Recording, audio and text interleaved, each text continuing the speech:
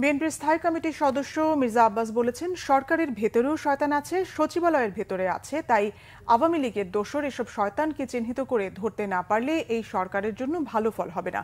রাষ্ট্র সংস্কারে ৩১ দফা রূপরেখা নিয়ে কর্মশালায় বিএনপি নেতারা বলেন, আওয়ামী লীগের নামে দেশে কেউ রাজনীতি করতে পারবে না।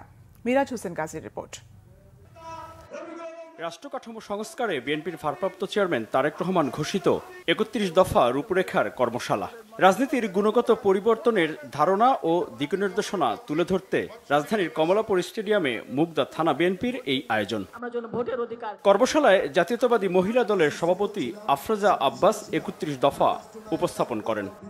এই ৩১ দফা যেন আমরা ঘরে ঘরে পৌঁছে দিতে পারি। এটার মধ্যে নারী স্বাধীনতা আছে, কৃষক শ্রমিকের ন্যায্য মূল্যের কথা আছে, এটার মধ্যে ক্ষমতার ভারসাম্যের কথা আছে। সুতরাং আমরা যেন এগুলো পৌঁছে দিতে পারি জনগণের দোরগোড়ায়।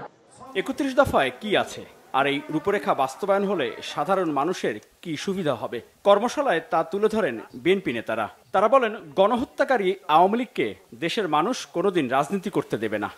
আইনের শাসন যদি প্রতিষ্ঠা করতে হয় বাংলাদেশে, তাহলে যাদেরকে আমরা ফ্যাসিবাদী বলছি, যেই দল ফ্যাসিবাদ কায়েম করেছে, তাদের বাংলাদেশের গণতান্ত্রিক রাজনীতি কাঠামোতে রাজনীতি করার অধিকার রয়েছে কিনা সেই প্রশ্ন আমাদেরকে অবশ্যই তুলতে হবে। আপনারা শুনেছেন যে আমাদের স্থায়ী কমিটির সদস্য জনাব সালাউদ্দিন আহমেদ, তিনি ইতিমধ্যেই বলেছেন যে আওয়ামী লীগ নামে রাজনীতি করার অধিকার থাকবে না কোনো দলের আগামীতে। সেটিকে আমাদেরকে আরো জোরালোভাবে প্রতিষ্ঠা করতে হবে। কিছু কিছু দল মুখে ধর্মের কথা বলে, এই 16 বছরে তারা কোথায় ছিল? তারা আন্দোলন সংগ্রাম করেনি, তারা তাদের সাথে সরকারের সাথে আপোষ করেছিল। তাদের কত নেতাকর্মী গ্রেপ্তার হয়েছে, আমাদের লক্ষ লক্ষ নেতাকর্মী জেলখানায় গিয়েছেন। কর্মশালায় প্রধান অতিথি বিএনপি স্থায়ী কমিটির সদস্য মির্জা আব্বাস বলেন, ৩১ দফা বাস্তবায়ন করতে হলে বিএনপিকে ভোটের মাধ্যমে নির্বাচিত হয়ে রাষ্ট্র পরিচালনার দায়িত্বে আসতে হবে। এজন্য নেতাকর্মীদের ৩১ দফা নিয়ে জনসংযোগের আহ্বান জানান মির্জা আব্বাস। তিনি বলেন, দেশ অস্থিতিশীল করতে নানা দিক থেকে ষড়যন্ত্র চলছে। শয়তান স্বীকার করতে গিয়ে যেন আবার ভালো লোক স্বীকার না হয়ে যায়, এটা দয়া করে খেয়াল রাখবেন। শয়তান স্বীকার করার জন্য বনে জঙ্গলে ঘোরার দরকার কি ভাই?